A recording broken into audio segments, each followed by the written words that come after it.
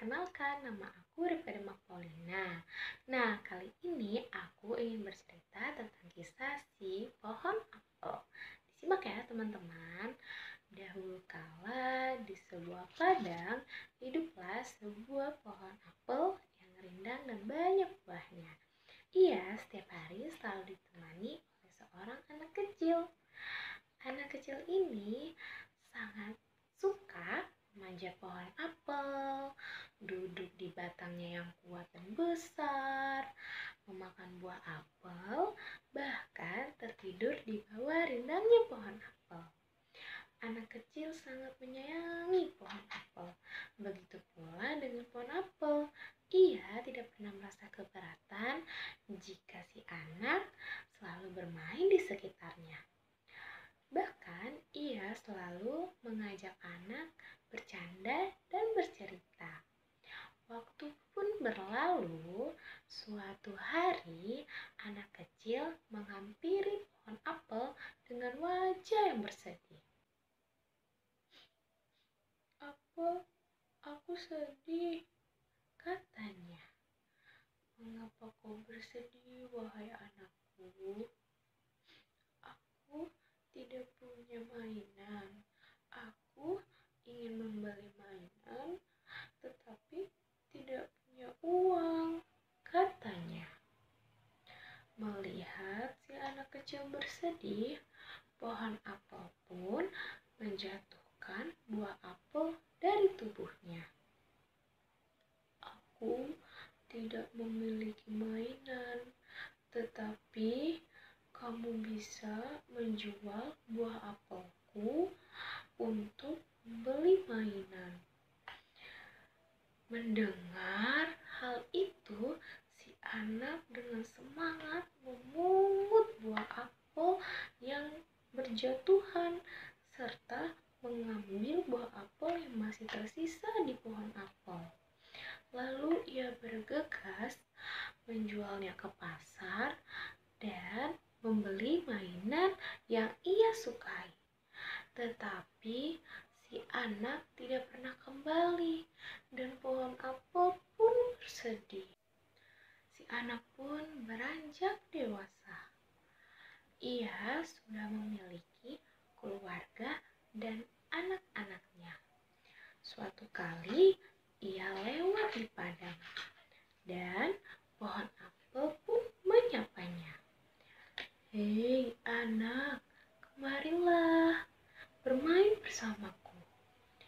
"Ah, aku sudah tidak punya waktu lagi bermain bersamamu. Aku sudah memiliki keluarga dan anak-anak yang harus kuberi makan dan tempat tinggal.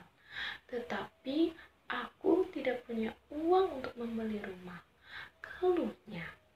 Melihat si anak tidak memiliki rumah, pohon apel pun berkata, "Nak, aku tidak dapat memberikanmu rumah, tetapi potonglah ranting-rantingku ini agar engkau dapat membuat rumah darinya." Mendengar hal itu dari pohon apel, si anak pun bergegas mengambil gergaji dan memotong ranting-ranting pohon apel, lalu membuat rumah. Tetapi saat itu anak tidak pernah kembali lagi bersama pohon apel dan pohon apel pun bersedih. Beberapa tahun kemudian, si anak pun datang dengan wajah yang letih dan lesu. Melihat si anak datang, pohon apel pun berkata, "Hai nak, kemarilah bermain bersamaku," kata pohon apel, merasa kegirangan karena sang anak telah datang. "Ah, aku tidak punya waktu lagi bermain denganmu. Aku sudah tua. Aku ingin menikmati masa tuaku berlayar di samudra lepas.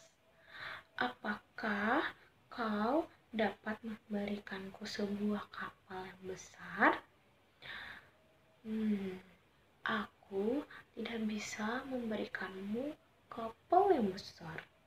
Tetapi kamu dapat memotong batang-batang pohonku yang kuat ini dan membuat kapal yang besar. Mendengar hal tersebut, sang anak pun langsung memotong batang pohon apel dan membuat kapal yang besar, lalu berlayar ke samudra lepas. Dan pohon apel pun sekarang hanya tinggal akar yang lemah. Pohon apel pun bersedih dan berdoa agar kelak sang anak dapat kembali lagi. Benar dugaan pohon apel. Suatu hari, sang anak pun kembali dengan penampilan yang sudah tua dan lemah. Hei nak, kemarilah. Aku sudah tidak punya apa-apa lagi yang dapat kuberikan kepadamu. Aku sudah tidak ada lagi buah apel, ranting, dan batang, katanya. Maafkan aku sudah merampas banyak daripadamu.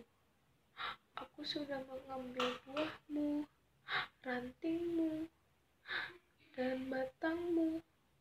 Maafkan aku yang membuatmu tak berdaya dan hampir mati. Izinkanlah aku untuk berbaring di dekatmu. Sekarang aku sudah tua dan lemah. Aku hanya ingin tempat untuk bersandar. Marilah nak, berbaringlah. Aku akan menemanimu di sisa hidupmu. Tamat. Pohon apel di sini mengingatkan kita kepada orang tua di saat kita masih kecil, yang mengajak kita bermain, merawat kita. Tetapi terkadang di saat kita dewasa, kita melupakan hal tersebut dan malah banyak menuntut kepada orang tua. Maka dari itu, jangan biarkan orang tuamu seperti pohon apel yang tinggal akar yang lemah. Tetapi jadikanlah orang tuamu menjadi pohon apel yang subur dan bahagia di sepanjang masa hidupnya. Terima kasih. Dadah teman-teman.